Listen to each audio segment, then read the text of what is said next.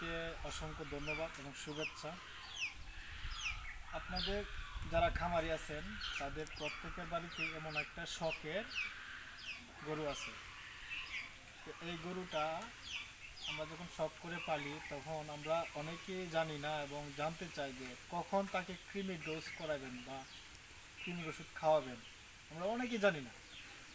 এই বিষয়টা জানার জন্য এই ভিডিওটা করা।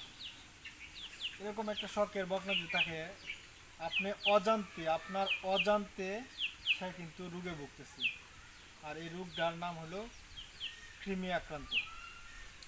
কলিজা কৃমি বলেন, লিভার কৃমি বলেন, ফুসফুসে কৃমি বলেন, যাই হোক, কিন্তু আমরা চোখে দেখি না। তো এর মধ্যে তিনটা লক্ষণ আছে, যে তিনটা লক্ষণ দেখলে আপনি বুঝবেন যে তার মধ্যে কৃমি আছে। নাম্বার ওয়ান, তার যে পায়খানা আছে অর্থাৎ গোবর আছে, এই গোবরের মধ্যে দেখবেন কালো ভাব থাকবে। নাম্বার দুই, তার যে লোম আছে এগুলা উস্কু খুস্কু থাকবে অর্থাৎ দাঁড়িয়ে থাকবে। আর নাম্বার তিন হলো সে খাদ্য গ্রহণে অনীহা থাকবে, তার খাদ্য গ্রহণ করতে অনিচ্ছুক থাকবে। এখন আসি কৃমির ওষুধটা কেন তাকে খাওয়ানো জরুরি, কি কারণে খাওয়াবেন। এই কৃমি থাকলে আপনার গরুকে কি পরিমাণে ক্ষতিগ্রস্ত করবে। নাম্বার ওয়ান, সে শারীরিকভাবে অসুস্থ থাকবে।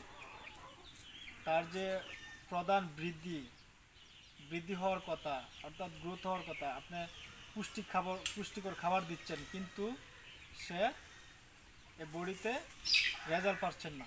যেমন আমি আমার গরুকে খাদ্য খাওয়াচ্ছি, প্লাস ভিটামিনও খাওয়াচ্ছি, সব কিছু খাওয়াচ্ছি, খাবার দাবার সব কিছু ঠিক আছে, এভরিথিং যা যা লাগে সব কিছু করতেছেন, কিন্তু তার যতটুকু বৃদ্ধি হওয়ার কথা বা মুড়া তাজা হওয়ার কথা এরকম মুড়া তাজা হচ্ছে না। এর কারণ কি? এর কারণ এই কৃমি ডোজ কখন খাওয়াবেন এবং কিভাবে খাওয়াবেন আজকের ভিডিওতে আমি বলে দিচ্ছি। ভিডিওটা ধৈর্য সহকারে দেখেন এবং লাইক কমেন্ট শেয়ার করবেন। এখন আপনি তারে ওজন অনুযায়ী তাকে খাওয়াতে হবে।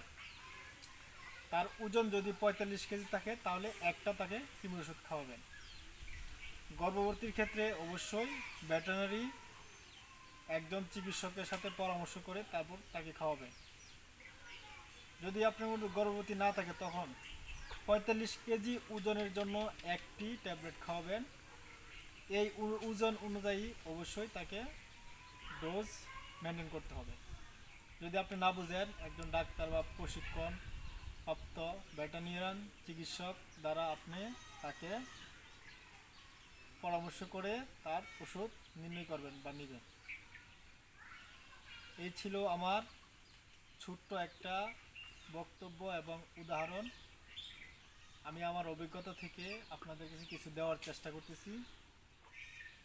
তাকে সেবা নেবেন, এটা আপনার শুধু একটা গরু না, এটা একটা সম্পদ, এটা আপনার একটা অর্থনৈতিক বন্ধু।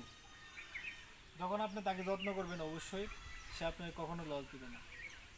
আর লস কখন হবে? যখন তাকে যত্ন করবেন না, খাবার ঠিক মতো দেবেন, তখন আপনার লস হবে। এটা কিন্তু আপনার বন্ধুর মতো কাজ করবে। এখন আপনার টাকার দরকার হলে তাকে বিক্রি করতে পারবেন, অন্য কিছু বিক্রি করতে পারবেন। সবাই ভালো থাকবেন, সুস্থ থাকবেন।